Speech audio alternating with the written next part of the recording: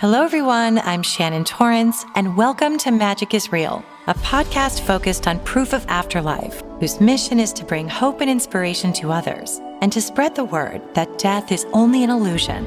If these interviews resonate with you and you want to hear more like them, you can support the podcast by liking, subscribing, and sharing with like-minded friends. Thank you so much, and thank you for being a part of the Magic is Real family. I wish you peace, light, and love always. Hello, Magic is Real listeners and viewers. Thank you so much for being here. Today, I am so honored to bring to you my friend, Kristina Marie, who is a near-death experiencer. What I find so interesting about Kristina's story, other than the fact that it's so detailed, there's so much wisdom and insight, we could talk for hours and hours and hours. What I find so interesting about Chris is that this is a near-death experience that is very fresh. It's still very emotional. There are a lot of near-death experiencers that I interview who've had years to process this. So for her, it's going to be an ongoing journey. But I am so happy that she's here to share with us so soon in her journey. And I think you'll really find it so affecting. So I just want to thank you so much for being here, Chris. It's so lovely to know you. Honestly, though, Shannon, it's my honor for you to even offer a platform for me to be able to share my story. And that's all I want to do is just share it. What a win-win. Well, what I'd like to do is we'll start with, I know your life is long and there's a lot in there, but I kind of would like to get to know, what was your life like before your NDE? I know it was chapters and years, but can you tell me sort of what your spiritual beliefs might have been, what your childhood was like, what your young life was like, I guess in relation to your spiritual journey? So my spiritual journey the last 3 years has taken off, but I grew into a very Catholic and Christian religion, and a lot of my memories, actually don't have a lot of memories from childhood unless there's like strong emotions connected to those memories. I will be honest and say I remember growing up feeling very different and out of place. And I remember being 4 or 5 years old. Can I tell you a short story about when I'm in kindergarten? Okay. Yes.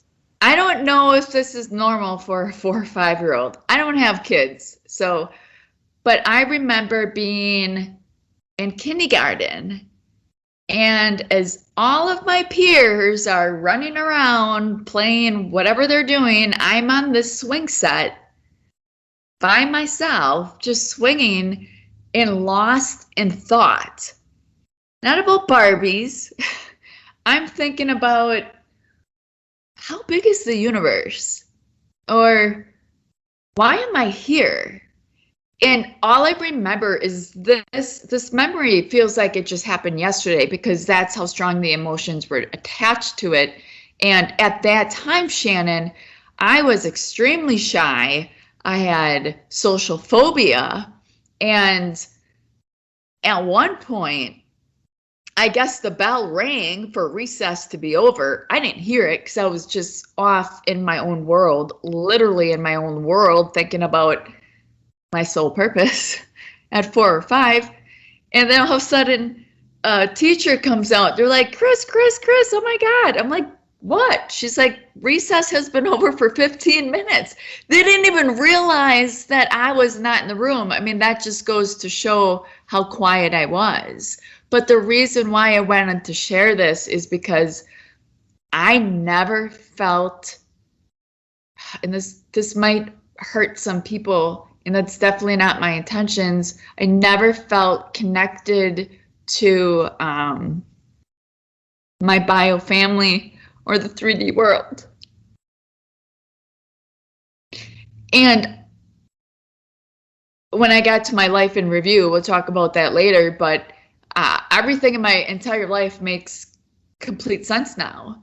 And I have a notebook on my nightstand because I'm waking up every hour of the night with new memories of my near-death experience. But so back to your question, see how I get thrilled a lot? But this is great. And I'll tell you why it's great. You're not completely derailed because this actually does explain so much because I've interviewed lots of near death experiencers, and most of them say they already had a glimpse into the other side. Most of the spiritual people I know, before they had their near death experience, they knew something was up. They felt different. They were shown. They saw spirit. There were different things. And that story you told, I laughed because the same thing happened to me, where I was so in my imagination that I was playing outside on the playground one day. And I was so in another world that the bell rang, didn't hear it, stayed outside. The teacher didn't even notice for like 20 minutes. It Oh, was me. yeah. I was with my friend, my best friend Adele, who's one of my best friends today, and we were just in this constant world of fantasy. They didn't even notice that we were gone, and then we got in trouble for not coming in, but it was because we were so engrossed in this fantasy world that we had created. We were so unaware of our outside surroundings. So this little empath, that little empath who's now this big empath, relates 100%. Is that what that means then? Like I was so in tuned with I was very conscious of my thoughts at a very young age, and I was constantly thinking about the planets, the universe, like outside of myself. But I was bullied. I also had a learning disability and a speech impediment, which we'll talk about later, but I no longer have any of that stuff because I pushed through my fears. You know, the more I fear something, the more I know I need to do it, which Yeah. is me doing these podcasts too. But I will be honest too that it's hard for me to listen or watch to my first 3 podcasts because I literally can feel that fear and that anxiety of being judged. But I know it's because I didn't really know about near death experiences until mine happened. And I was so, my ego, right? My ego was so afraid of people not believing me. But it was doing the podcast with you and the previous people and all the compassion that I received and what I call my near death experience family. They're the ones that give me the courage and strength to share everything that I'm going to be sharing with you today. There's still some things, some details I might leave out because they're extremely controversial topics. Yeah. And I actually think what you just shared is the perfect way to come into this because you in saying what you have, you did explain. You were a little empath, a highly sensitive person who didn't quite feel part of this world and I had a very similar childhood. Mine wasn't a speech impediment. I had a large birthmark on my face, so kids would point and stare, and they weren't. I was fortunate in that only in nursery school were they kind of mean, but they were only 3, so it's like they just didn't know. Kids were nice to me only because I learned to be very, very nice, because then nobody could say anything bad about me. But what I did do is I became a selective mute to shut out the world because I was so self-conscious. So I was living in my own bubble, my own world, without speaking to a soul for, I believe it was 3 years. My mom would have to confirm that. But so I very much feel a kinship with you because of that. So, and I think it's okay because I know there's so much in your life, but I know that the story of your near-death experience will cover a lot of this stuff. So I know what happened to you, why don't we start with saying what it is physically that happened to you that led to your near-death experience.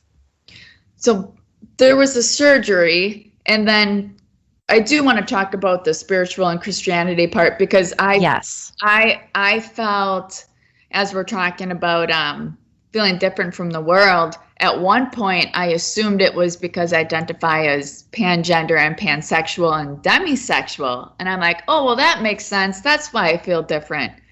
That's not why I felt different. Right. It was my near-death experience.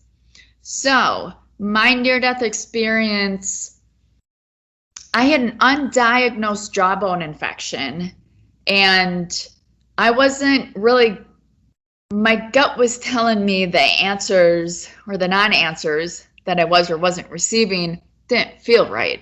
I didn't know what my gut feeling was telling me. You know, I didn't know we don't know the words. We just feel like that intuition that something doesn't feel right. So I decided to get a second opinion on what I was going through. And so that same day, I had an emergency surgery. So I had a jawbone infection, and I had a part of my jaw removed, and it was replaced with jawbone, cowbone fragments in mesh. And within 24 hours, it was the best I felt in a year or two. And so that was on May 13th. But my near-death experience was on May 18th. So it was completely out of the blue for me. But I know what caused it was, even though that dentist did get all of my jawbone infection out, it was too late. It already spread to my blood. That's what caused my near-death experience. And I know I'm going to get emotional at times when I talk about it, because in order for me to talk about it, Shannon, I have to like mentally put myself back at that day. And I think there's a lot of misconceptions about near-death experiences, or people that have them, is that, oh, once you have a near-death experience, you come out this magically changed person. Maybe for some people, not for me. I mean, I learned a lot of things. I was downloaded information I wish I didn't know. But I have to work hard every single day to practice what I learned, and to make my 3-day suffering, my 3D current physical suffering worth it, because I found out what my soul purpose is. But I have to work for it. I'm not magically changed. So well said. That's beautiful. And I know you'll go into this. What I find so interesting about your experience is a lot of people had something happen to them, right? They were hit by a bus, they were hit by a car, and their soul shot out. Your transition to the other realm was interesting because it reminded me of a dream. It was like, it was like the Wizard of Oz, right? Where in her dream, everybody becomes a character. That's not what happened to you. But what I'm saying is, it's like, you'll explain this, but as you're in the 3D world, your consciousness is slowly leaving, but it's incorporating things from the 3D world into this story. I don't want to say story, but it's the only word I can think of. So I would love for you to explain it, because I have such big chills, because it's the coolest. It's one of the most interesting things I've heard. Well, and I'm so happy you and I were able to chat a little bit before, because I've been searching for other near-death experiencers that have had a similar experience as me, and I can't find anyone. And what I mean by that is, my soul was simultaneously in both the 3D and the 5th, 6th, 7th dimension, the spiritual realm. How do I know that? It's not intellectual. There's no thinking going on. I mean, my consciousness, it was my higher consciousness then. And I didn't have to analyze. I didn't have to question. My soul knew everything that was going on. And I also knew that people around me probably thought I sounded psychotic because of some of the conversations I was having. But at 12:15 on May 18th is when my near-death experience started. And I feel pretty confident I can explain it better than what I did in the first 3 podcasts because one, I have more memories, but 2, it's you guys, Shannon, and the near-death experience community that have given me the strength to not filter what I say. If people are going to believe me, they will. If they don't, they don't. That has nothing to do with me. That's their own karmic journey. So at 12:15 p.m., I described it as feeling like this weird vibration inside of me where sometimes you just feel awkward, but all of a sudden, I stopped thinking. I knew I was dying. My brain and my soul knew in this moment, and at this time, it was a negative vibration energy. And I was 1,000% certain that I was dying. I knew it. And so I was desperate to stay alive because there's too much I need to do in this world. I mean, a part of me always felt like I knew what my soul purpose was, or at least what I wanted to do in this world, but my near-death experience confirmed what it is. And there's a lot of things I say that I learned that I'm like, my soul kind of knew that the whole time anyway. But so I was so desperate to stay alive when I was feeling this negative energy that I Googled, and I know I've gotten a lot of critical comments on this, but the reason why I Googled how to get negative energy out of my body is because that's how real it was. And I didn't find this article either. It found me, meaning the title said how to get negative energy out of your body, the very top one to appear. I clicked on it. That's not what that article was talking about. Mm-hmm. So when I clicked on this article and I'm in my office reading the article on my phone, the energy did a complete 180. It was no longer negative. And I'm going to try very hard to be purposeful with how to describe such a cosmic energy, but I don't think there's words to describe it. But it was warm and tingly from head to toe. I felt like just unconditional love and peace and serenity. I had zero anxiety, zero fear. I wasn't thinking anymore.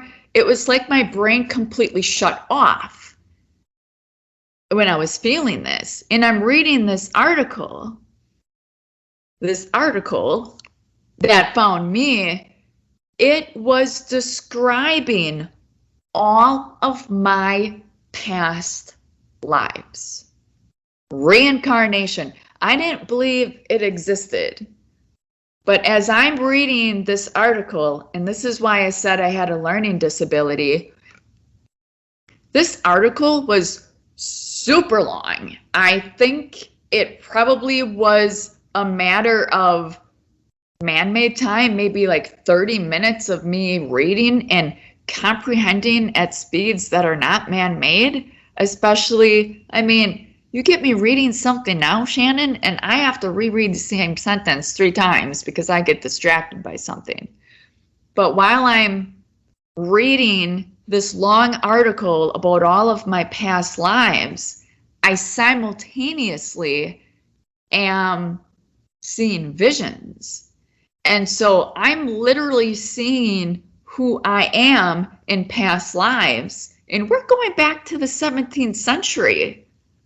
So, but I do want to talk, I know I talked about this image in a past podcast, but it's really, really meaningful to me that I will never forget this image of a man, a military man in the trenches of the like front lines, and I'm going to paint what it looked like because I can paint better than I can talk.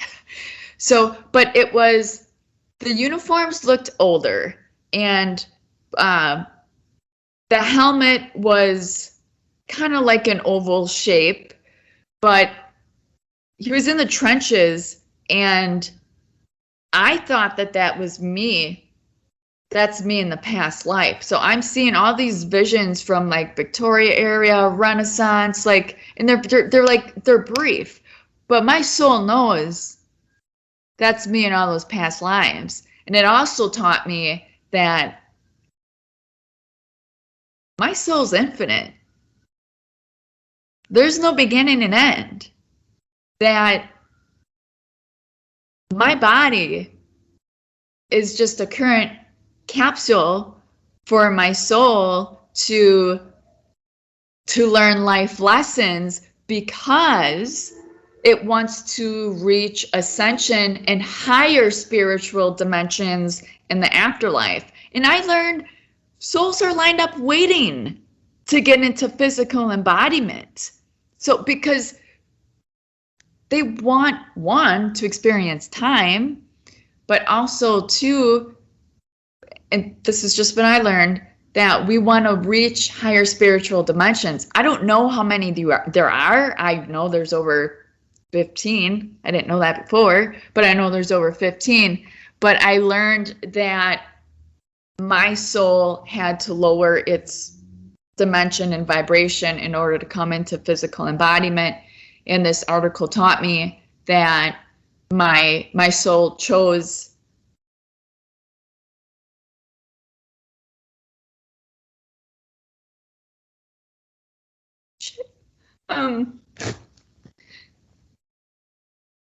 my soul chose the bio family that it was born into. And my soul also chose the twin flame journey. You know, this is just my soul's decision, was to choose the twin flame journey, which maybe we can talk about it in different podcasts. But I actually would, I'll stop you just for a second, because that is something I want to talk about. Well, first, I'll just sort of clarify, and I know you'll go into this because it's part of your, but I know people might be saying, wait, why was she dying? And it was because of an infection that got into your blood. But that'll be explained. But just in case anyone's sort of lost about how this happened, because I know. Yeah. And then, but the thing is, explain. I would like to talk about that. And we can do I know we can do a whole other tangent, but what is a twin flame, and what is a twin flame journey to you? So I don't ever want to come across as preaching, and my purpose is just to share my story. So this is what I was taught. So I learned that my soul chose the twin flame journey, which is my soul split into two halves, hence the term twin flame. And the divine, the universe, has complete control whether you ever meet this twin flame, but you can't look for it. The divine will bring this person into your life when the universe believes you are ready. And you know, a lot of people know about soulmates. You know, soulmates they could be best friends, they could be intimate partners. A twin flame is literally your other half of your soul. And so it's believed that you can have like similar backgrounds, but they're also described as like a yin and yang. Mm-hmm. Not always in a bad way, where you can complement each other, but there's stages that twin flames go through. But because you share the same soul, sometimes a lot of the times you can bring out the other's insecurities, and then heals, reopen. And essentially the twin flame journey, the ultimate goal though really is for oneness, for us to learn how to unconditionally love and forgive ourselves, and to become as spiritual beings, and to be spiritually awoken, and to get out of this karmic world of the ego, of all 7 deadly sins. I mean, pride, ego, wrath, that's not what this world is about. That's all karmic. That's things that hopefully we learn from to become a more spiritual, awakened person. That's so well said. And I think it's interesting because I've just sort of understood what that concept is. And I was never sure. I'm like, well, how do we know soulmate versus twin flame versus I'm just really have a lot in common with this person. And I didn't know, according to what you downloaded, that not everybody does choose that twin flame path. It doesn't happen to everyone. Correct. Yeah, that's interesting. And when it comes to the spiritual world, especially the twin flame, you'll know. Right. There's no thinking involved. And so, to be clear, I'm glad you set this up. My near-death experience started at 12:15 because I was literally dying from a blood infection. So this whole time, I'm fighting to keep my soul in my body.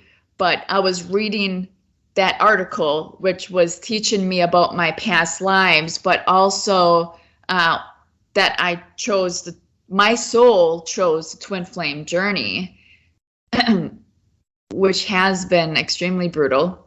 We'll talk about that in a different show. But all of our souls are pure.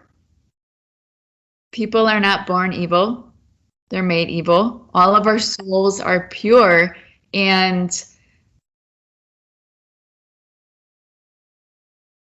if we get stuck in our head and get stuck in our pride or fear of judgment or any 7 deadly sin, really, we're never going to find our soul purpose. We have to quiet our thoughts and trust our gut. So when you said, how do you know when you meet your twin flame?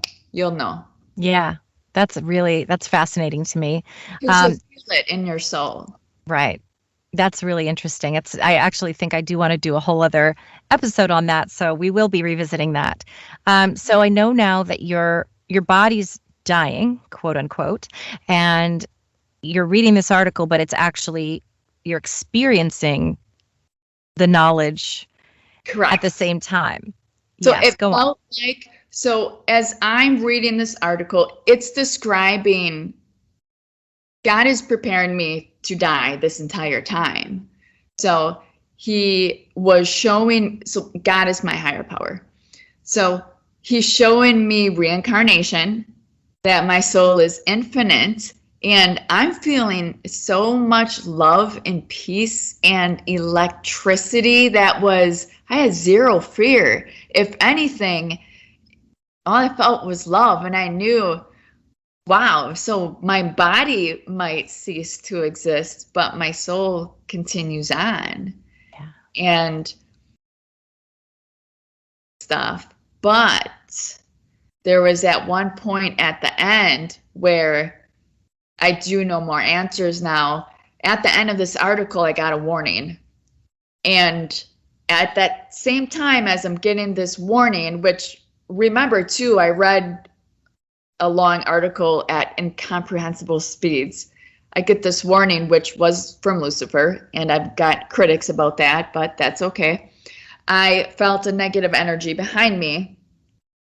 Again, there's no thinking involved. You know it's there, and it's this warning to never search for this article again and to never look up specific topics. And I am going to say what the topics are. Thank you, near-death experience community, yes, for giving me the courage. You are in a safe space. Yes. So before my near-death experience, I had started to research dimensions, and I started to, the last 2 years, I started to learn how to think for myself. And so because I'm pangender and pansexual, I've been preached at that I need to be liberal or Democrat. Chris, you need to believe in this, you need to believe in that. This is what you should say. This is how you should think. I also grew up in a time where kids are supposed to be seen and not heard. I also have a history of physical, sexual, and emotional abuse, trauma. I've risen from above about every adversity known to mankind, and I know it's because I have a soul purpose. And had I not gone through those things, I wouldn't have become a therapist. And my soul is meant to save lives. I am no longer a licensed clinical therapist, that I'm not able to talk about on the space. But I know I'm not meant to be a therapist because I want to help people, regardless of whether they have insurance or I want to help any way that I can. And I'm able to do that now with my spiritual awakening in my near-death experience, which I have a ton of people that can corroborate my story because they witnessed a lot of other stuff we're going to talk about that we haven't talked about yet. But people can corroborate my story. Firefighters, paramedics, some past coworkers, a past supervisor. So they witnessed a medical thing going on. Yeah. So, and it's nothing short of miracle. Wait, what's your podcast called? Something about magic? Magic is real. Magic is real. Magic is real. And so it's interesting because miracles are real too. I've gotten critics say, oh, that I'm delusional, or that magic is about tricking your mind, right? Miracles happen. And what I'm saying is real. People don't have to believe me. That's okay. I'm not here to prove my story. I'm here to share it. But that warning of not searching for certain things anymore, which is dimensions, anything that has to do with spirituality, certain things with politics, so on and so forth, meaning Lucifer is like, Chris, don't think for yourself anymore. Yeah. Don't think for yourself anymore. I had low self-worth most of my life for various reasons. But I tell you what, right now, Shannon, shit, I was doing so good. So crying. It's okay. A lot of my clients have said that I saved their life. They saved my life. Because for the first time, my voice was heard. And to see people make positive changes and to recognize that this world is not black and white. Mm-hmm. There is a gray. It's gray. Not everything is as it seems. And many times we have to consider the source of where we get information from, but my clients, seeing the impact I had on them, made me realize that my voice matters. And so my consciousness started to reach like the fourth dimension before I had my near-death experience. And as I'm fighting for my soul to stay in my body, and I tell you, at this time, God was probably getting pretty pissed at me. He's like, I'm tenacious, and I was not willing to leave this world. But there was a point where the positive energy got so overwhelming, my physical body and my brain could not handle it anymore. And I was at work this day. And so I had sent an email to the receptionist and to to my supervisor saying, please have the nurses come to my office. And by the time they got there, I'm on the floor already. And I don't remember falling. I remember like every minute, I don't remember falling. And there's a part later where I don't remember. But I had a last guy ask me if I was unconscious. Well, I definitely wasn't unconscious, but I don't think I was conscious either. I literally, my body was trying to shut down, but I was refusing for my soul to leave my body. And during this time, I will never forget the entire time that I'm lying on the ground, I clenched my damn eyes shut the entire time, because anything I've ever heard about, you know, when people pass over, or whether it's a comedy show or a dramatic show, whatever, any show, they see this white light and then they pass over. I refused to open my eyes. That's how much I did not want to leave this world, because I didn't want to see a white light. And I was trying to meditate. I was trying to keep myself calm. I remember that my body would start to contort, like my body was literally dying. And I won't get into detail about this now because I know we've been talking a while already, but I realized while I'm on the ground that at one point I can control the energy in my body. Meaning, when parts of my body start to contort and got rock-like, it got painful, but the pain was separate from what I was feeling, what my soul was feeling.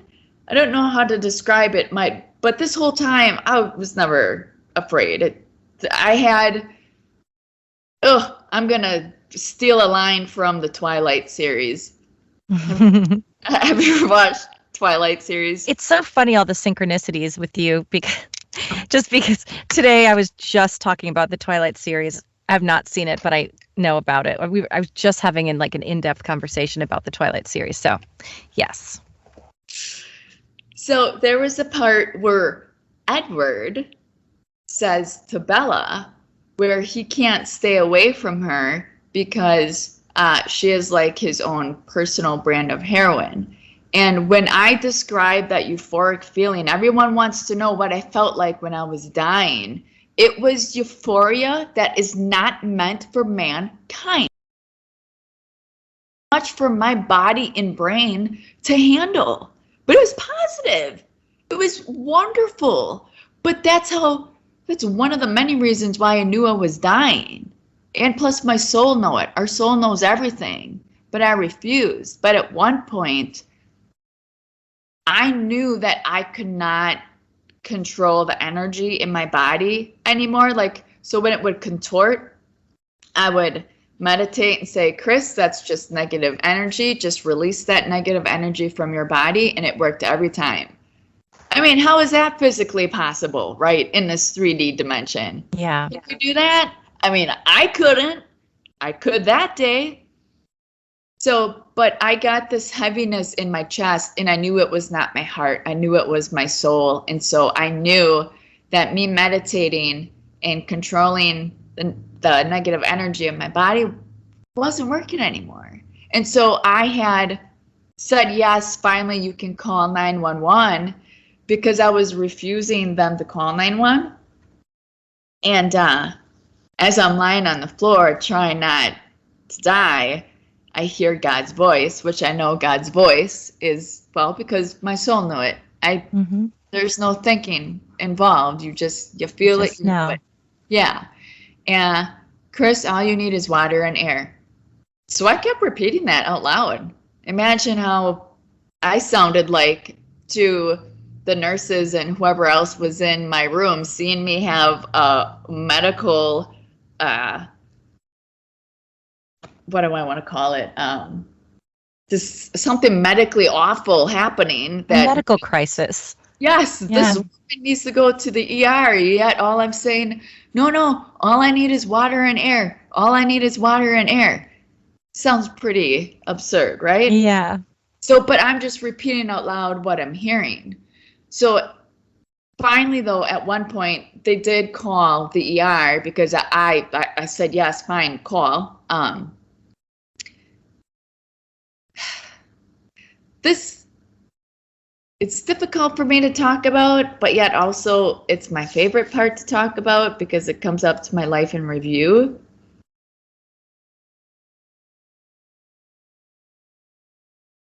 The nurse, I believe it was a nurse, finally called 911, and the paramedics and the firefighters arrived,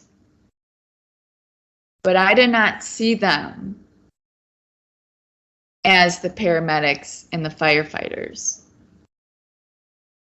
And that is because the voices that came out of their bodies did not match their bodies. And they were my spirit guides talking to me about some life lessons and making sense of some things that have happened. But the voices that came out, how do I describe this? So society loves labels. They love dichotomies. What does it mean to be male or masculine? What does it look like to be female or feminine?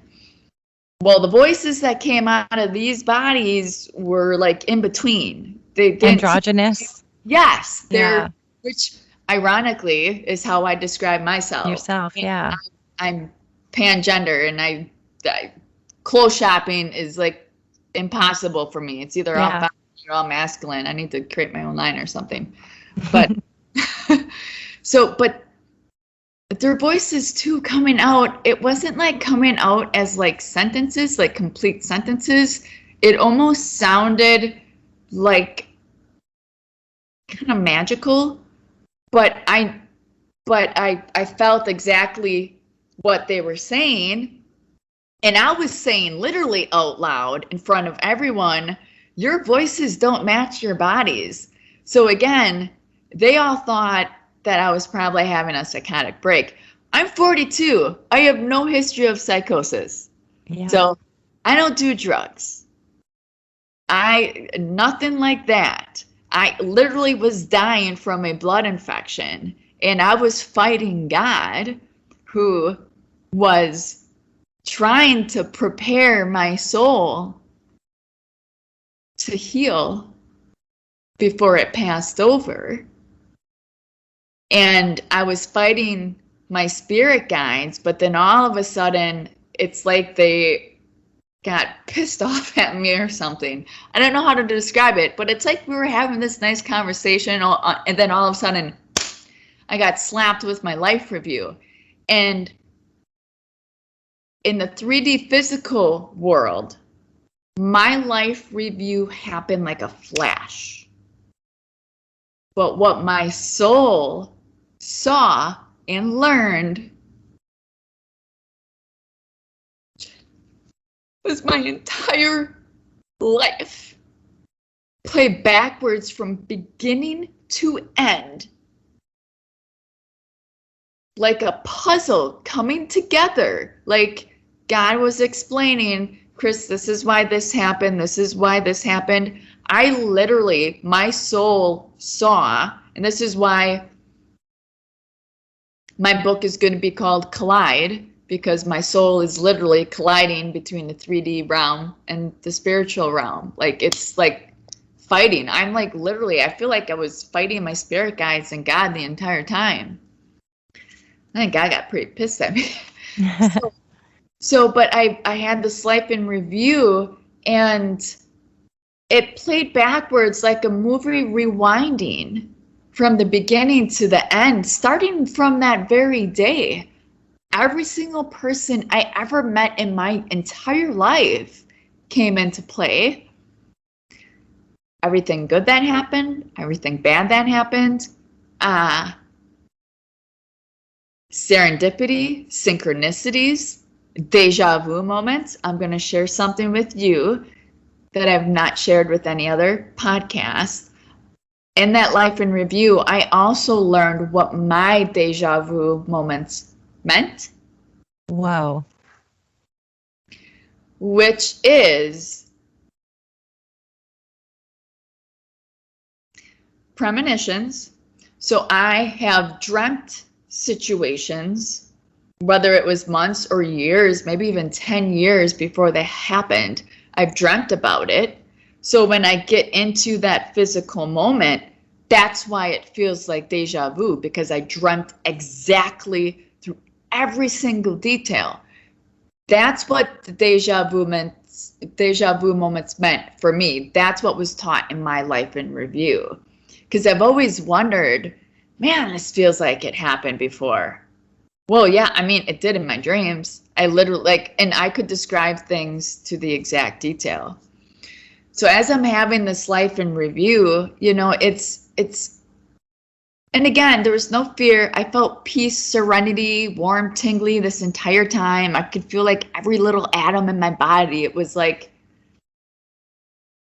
I kind of want to say it was like the movie Avatar. Like when you see this like beautiful tree, you just like feel all the electricity, and it just, that's what it felt like. It was otherworldly. Mm-hmm. There's no way euphoria is meant for mankind like this. And plus, again, our soul is all knowing.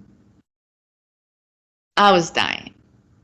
And my life in review, the reason why I was having my life in review is because God told me telepathically, at this point, any conversation I had from God in my out of body experience was all like downloaded information telepathically.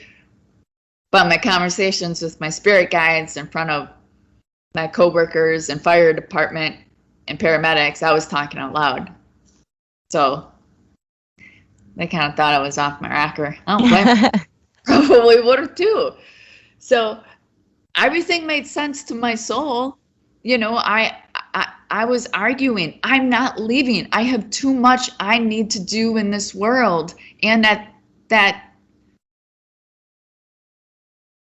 I learned that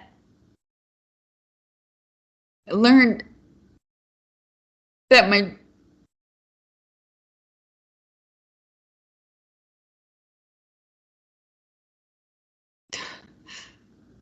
so my soul chose the twin flame journey.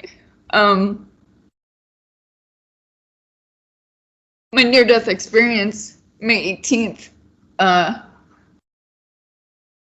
had thought I met my twin flame. I'm not able to talk about this, but that person had used my spirituality against me to make me believe that we were twin flames. But I believe everything happens for a reason, So, but because I believe, well, now I know I have a twin flame in this world, I just haven't met him or her yet.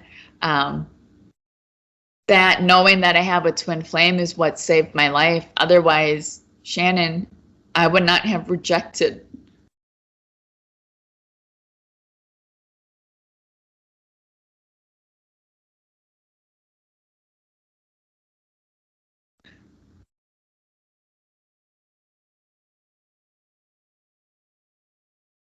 I would not have rejected eternal bliss.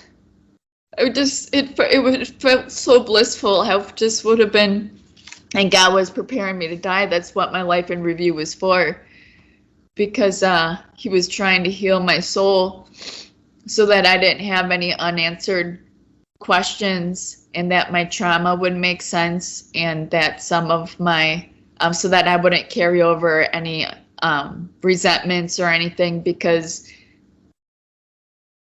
it is possible for souls to cross over being broken, and God doesn't want that. And so that's the purpose of the life in review. But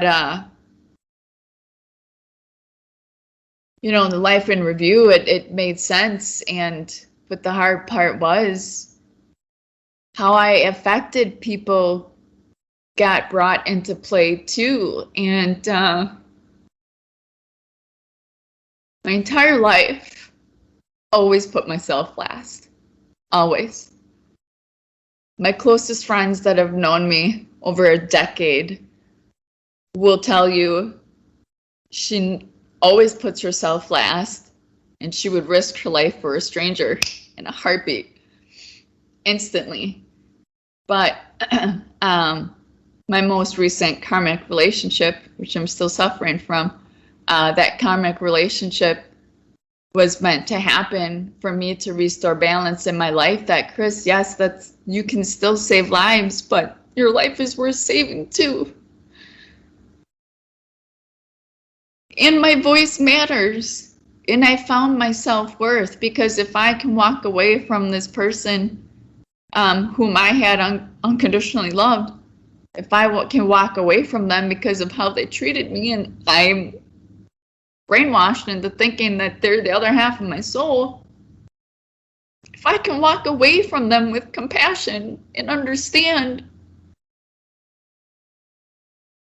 that they had their own karmic journey and how they treat me has nothing to do with me, but I believe in mad, passionate, extraordinary love, and it exists, and I'm not gonna settle for less. I'm 42, never married, no kids, and I'm proud of never being married at 42. I'm not gonna settle. And unfortunately, I didn't trust my intuition 3/4 of my life, Shannon, but that's because I was always told my voice didn't matter in some way or another, whether it was through family or politics or religion. I mean, I literally had the Bible thrown at me, metaphorically, my entire life. But God confirmed with me that gender and sexuality does not matter. He cares about our soul. Mm-hmm. And I do know I talked about this in another podcast, but I really want to say it here, is that even though God cares about our soul, it doesn't mean or justify or give us a rationalization or excuse to treat our bodies like crap. We have to take care of our bodies. I'm 15 years sober, but I'm 12 years in recovery, because that's when my mind got sober. That's when I stopped playing the victim and stopped just being a large child. Like, grow up, Chris. You know, hold yourself accountable. You know, good people make poor choices all the time. It doesn't mean that they're bad people. But in 2009, someone I loved with my entire heart and soul, and she was a pure soul. She was in the military. She was killed in the military in Fort Hood, Texas. November 5th, 2009, when that U.S. Army psychiatrist opened fire. She was one of the 13 people killed, and a few months before that, she had rightfully broken up with me. She should have. I was not a healthy person, and I did not treat her very well, and it was because of my own insecurities. I was projecting onto her. I had no idea that's what was going on. I was completely unhealthy, unhealthy person. But her death permanently took any chance I had to make amends. That hit me hard. For 6 months, I woke up. I went to bed every single night hoping I wouldn't wake up in the morning, because every time I woke up in the morning, I woke up back to reality that someone I loved didn't treat very well and couldn't make amends with was gone forever. So on that day, I took a hard look in the mirror, and this is very, very important for me to talk about from my near-death experience, because people let their egos run their life.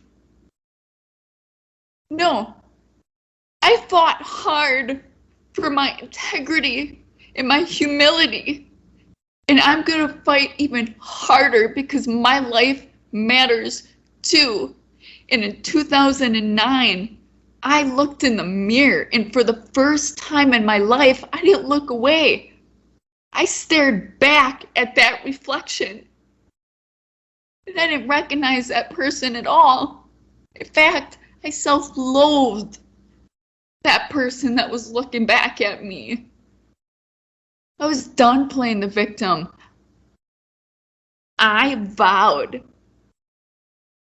that I would work on my mind, body, and soul so hard, and I would devote every day to try and be the best version of myself that I could, because I don't ever want to lose someone I love that much ever again. And it's after my near-death experience, I see the world through a complete different lens. I don't recognize the world I'm in. No matter how people are even currently treating me, I respond with loving kindness because that's what this world is really about. And honesty, and to hold yourself accountable when it's warranted. Apologize if you hurt someone's feelings, but if you apologize, mean it. Don't apologize and keep doing the same darn thing over again, because your apology is fruitless then. Just be authentic and genuine. And I tell you what, Shannon, since 2009 to this day, so November 5th is going to be, for me then, I say, not very good at math, 13 years in recovery. Because before that, I was dry drunk. Yeah. I was miserable, angry, hated the world, played the victim. Man, I loved to play the victim. That was like my thing in my 20s. You know, that's not who I am. And my near-death experience saved my life metaphorically and literally. And I think at one point, God's like, this woman is tenacious. And she does not want to go, and she finally realizes what her soul's purpose is. And I know I'm going to get a lot of controversy for this, but God made a deal with me. He said, Chris, I will save your life, but you have 3 missions. The first one is to share your story immediately. 2, write a book, books, plural. They're going to be self-help books. First, they're going to be about my near-death experience, what I learned, my twin flame journey, and then all self-help books. I'll sell them for $1 if I have to. Money has nothing to do with it. I'll give them away for free. I don't care. I don't get paid for doing podcasts. I share my story because I want to save lives, which was the third. He said through those first 2, which was share your story immediately, write books. The third, you're going to save lives. And that's the deal I made with him. But I'm going to tell you, Shannon, something that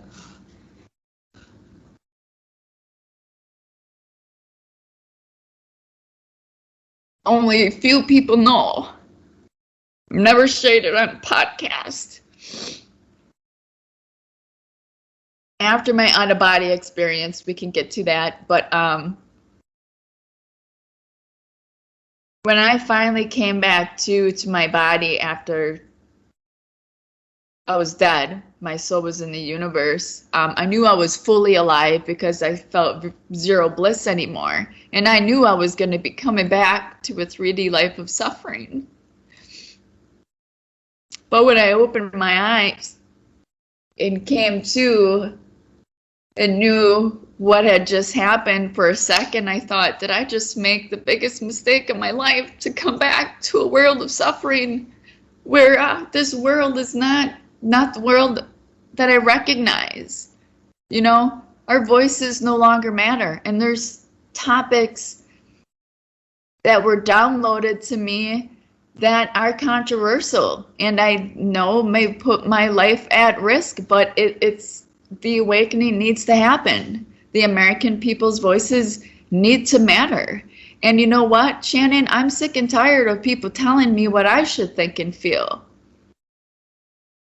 Just because I'm gay doesn't mean I have to be liberal or a Democrat. I describe myself as an independent, and I've learned things about COVID. If people want to wear a mask, wear a mask. If you don't want to wear a mask, don't wear a mask. COVID, politics,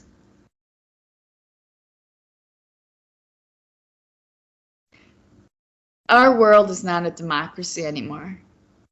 It makes me sad to see people turning on each other. And I'm getting downloaded stuff with information. I'm not asking questions. I'm getting it. I wish I didn't have it. But I made a deal with God, and He saved my life because here I am.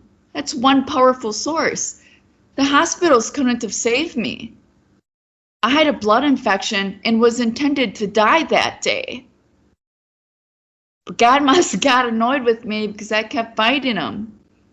And so He made me this deal. And so even though I'm so afraid to share my story, I feel like I'm getting more courageous and brave.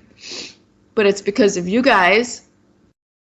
But after my life in review, I finally trusted the spirit guides, but they were the paramedics and the fire department. I finally trusted them, and I let them take me to the hospital. But as soon as I got into the ambulance, that's when I had my out-of-body experience. What I believe is an out-of-body experience. Because within probably 10 or 15 seconds, I gotta describe this better. So within 10 to 15 seconds of me getting into the ambulance, I felt like this whoosh. I flew straight up, and I felt so high up in the air, and I thought it was my body at first, and then all of a sudden I looked down. So I've learned that our souls are our consciousness. So the way that we think, our personalities, that's our soul. And that gave me so much relief because I've been afraid to die since, remember that little girl in kindergarten thinking about the universe? I no longer have fear of death because our bodies, time is man-made, so obviously our bodies are man-made. They're created, so they age in time. Our soul doesn't. I learned two numbers, 28 and 80. I'm going to share what they mean with you. 28 is the age of my soul, infinitely. These are the lessons I'm learning in the universe as I have my out-of-body experience. So it's your job to bring me back to the ambulance, okay? Let me write that down. Let me just write that down. So 28 is the age of my soul, infinitely, which makes sense because when I was younger, I always felt older. But now that I'm 42, I'm like, man, I feel like I'm in my 20s yet. I relate with that. Yeah. Makes total sense. Now, 80. 80 is the age that I am meant to die at. However, choice is man-made. I can't control what other people do to me. What I can control is to listen to my gut instinct, which is my soul all the time, and I plan on it because I want to tell you a quick story. 5 years ago, I was doing chores, and I was just about to go to the grocery store, and I had that gut feeling, just that uncomfortable, like something's wrong. You don't know what the message is in the moment, but I just had a gut feeling, so I'm like, I'll just go grocery shopping later. So I ended up going grocery shopping like later that night after all my chores and laundry. And the next day, I'm watching the news.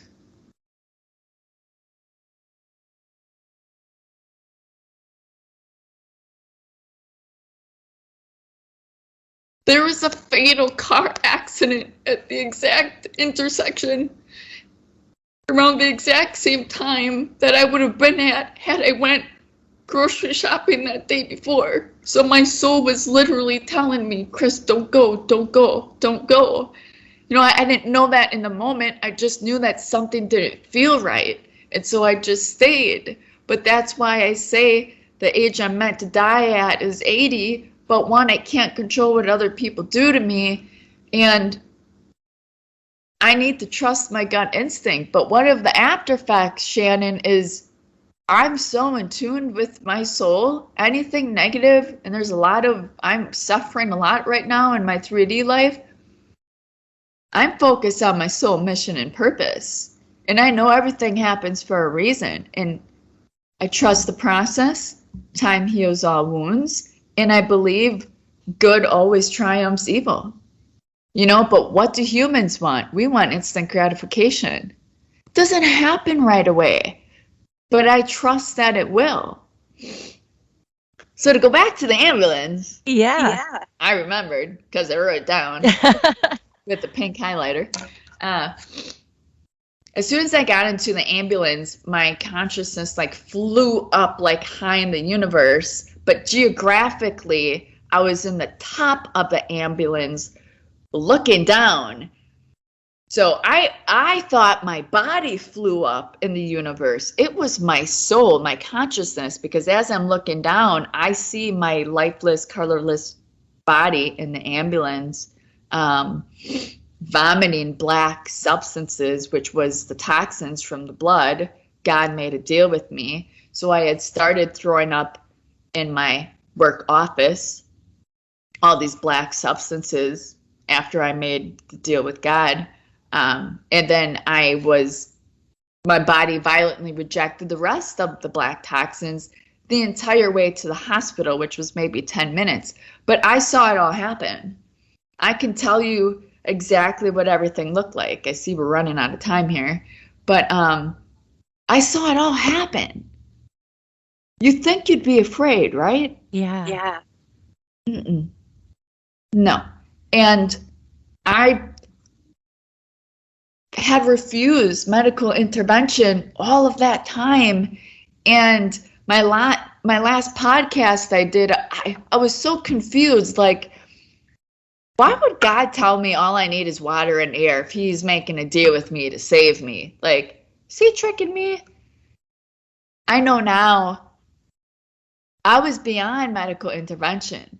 The hospitals could not save me, and this was confirmed with me. I should be dead.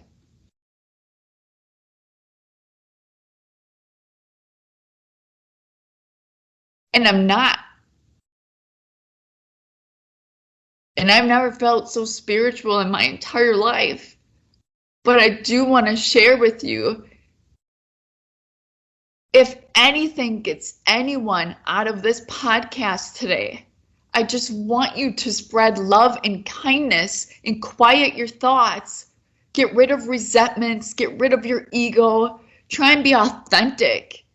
Just be real, hold yourself accountable, because I tell you what, even though my near-death experience was blissful and I learned all of these lessons and I know my life is infinite, in between my two podcasts, I thought it was a week after Jeff's podcast, it was in between.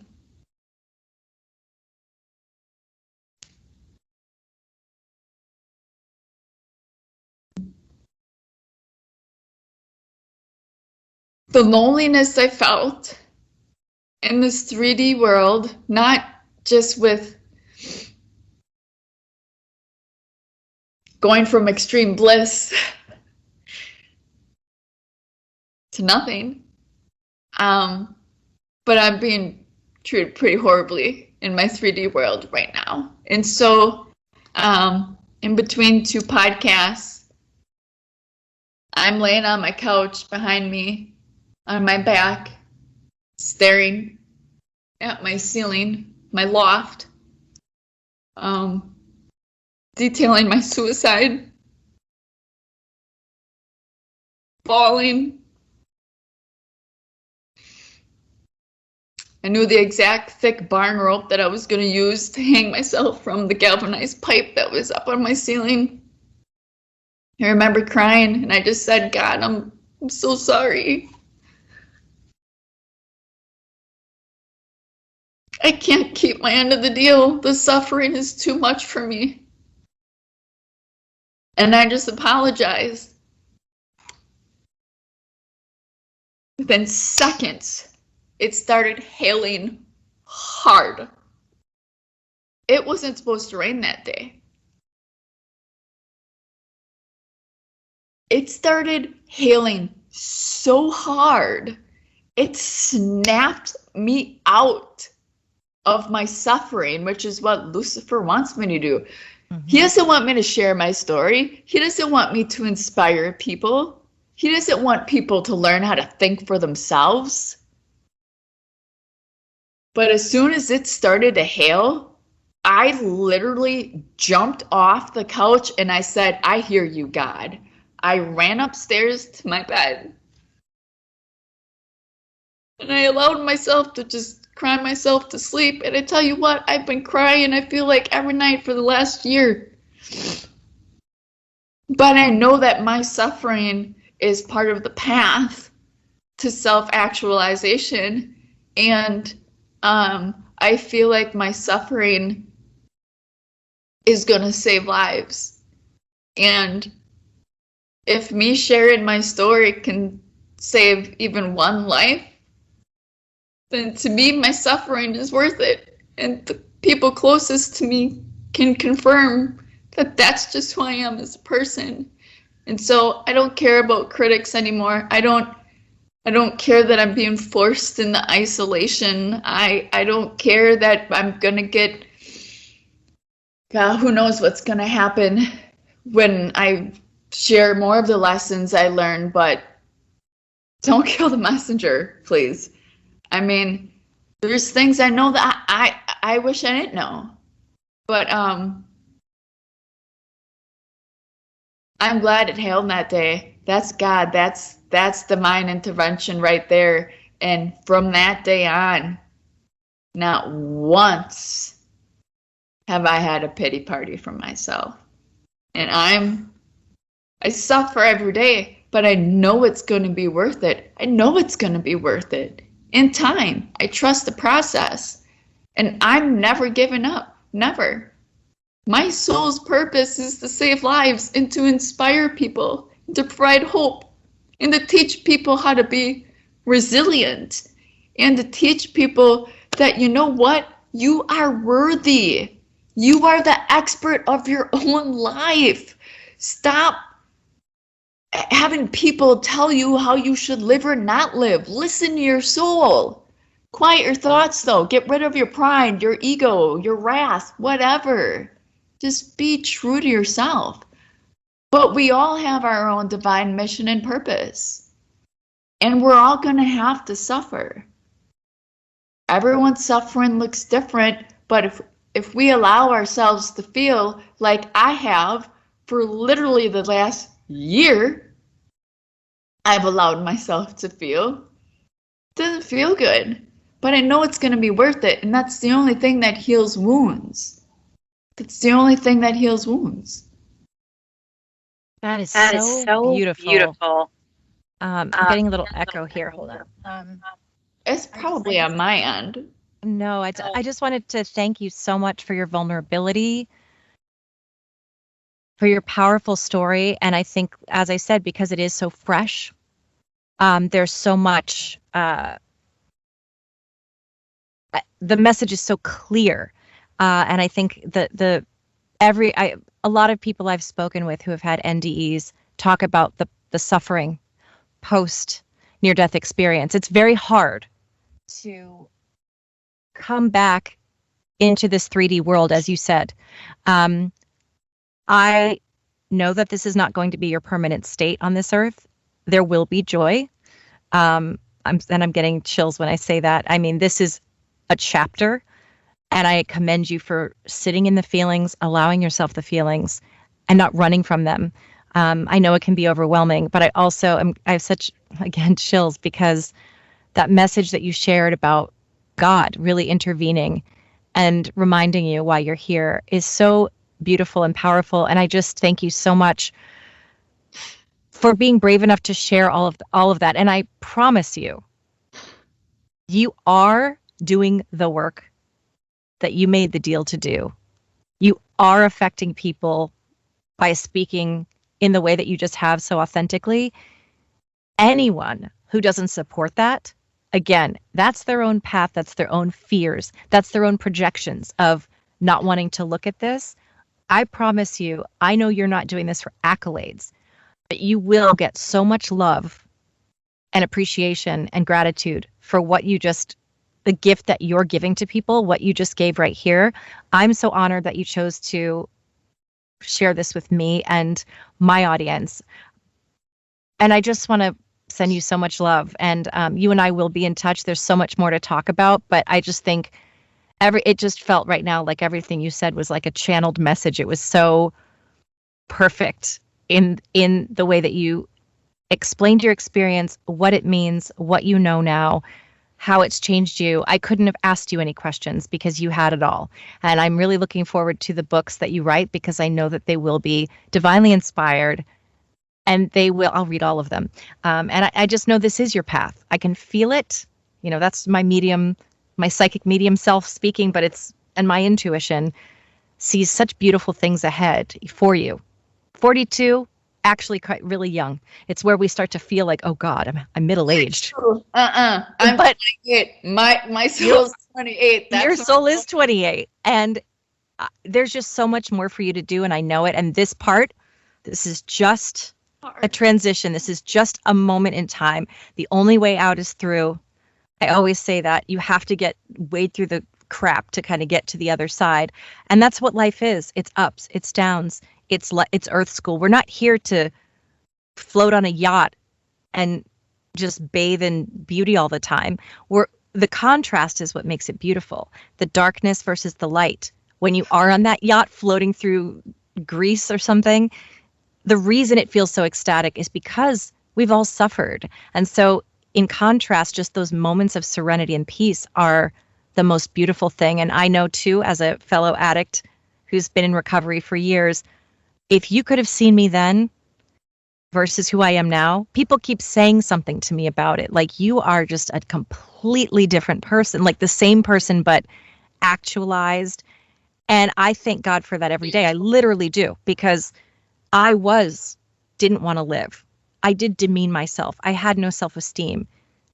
Now I'm just a walking joy bomb. Like, I just feel, and it's because I stuck through those times where I did not want to live. I couldn't handle the pain anymore.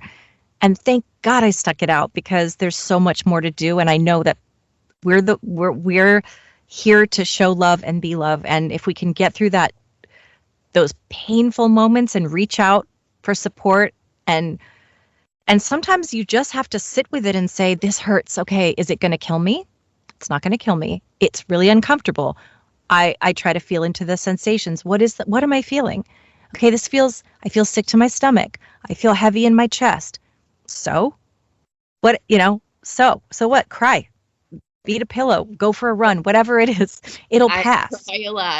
I cry a lot, but that's how I get my emotions out now. And I tell you what, not once did I ever think about relapsing. Not even once. Yep. And what I've been through the last 2 years, especially the last year, to not even think about relapsing. Yes, I've wanted to end my life because the suffering was palpable, and it's still palpable, but I believe so much in my journey. And if I save lives and I die in that process, I'm going to die happy. Yeah. And you don't have to fear death, so you can take those risks and just say, "Hey, I'm going for it completely." And I think that's part of why I know that's part of why I offer this podcast, because I want people to know that death isn't the worst thing that can happen to you, actually. It's actually something to, I don't know, look forward to in a sense. Once you can detach. I mean, I don't want to die either because I love it here. This is all I know at this moment, but my soul knows something greater. And now Yeah. that I know that, it's like the secret ingredient to joy for me is same here. I have not felt like acting out. I have not, you know, that my go-to used to be I wasn't an alcoholic, but I would numb out. I would drink. Sure. I would turn to relationships with men and all Anything maladaptive anything to to yeah, avoid. anything maladaptive, anything to be just I was addicted to the intensity and the pain and the drama.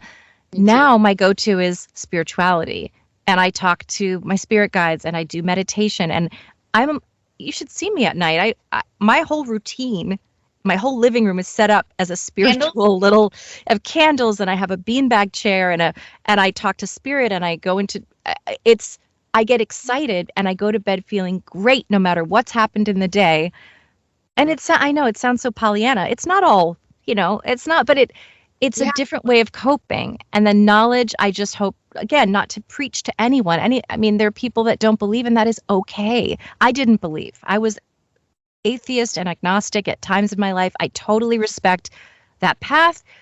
I But was if taught some, going to hell my whole life. oh, So, yeah, I mean, I I get it, but now I'm not afraid of death because no, God confirmed I'm not going to hell. He doesn't care about gender or no, sexuality. But I do want to make a clear point, though, that we cannot take our time on this earth for granted because souls are lined up waiting to learn life lessons.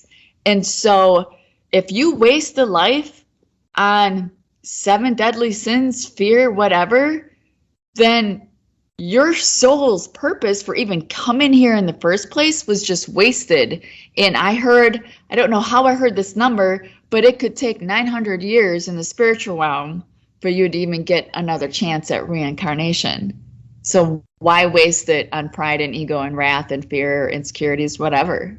that's beautiful. That's why we have to do this work to get the message out. Some won't absorb it. Some people, they're not ready for it. But if anyone can think twice about it, that's what heals.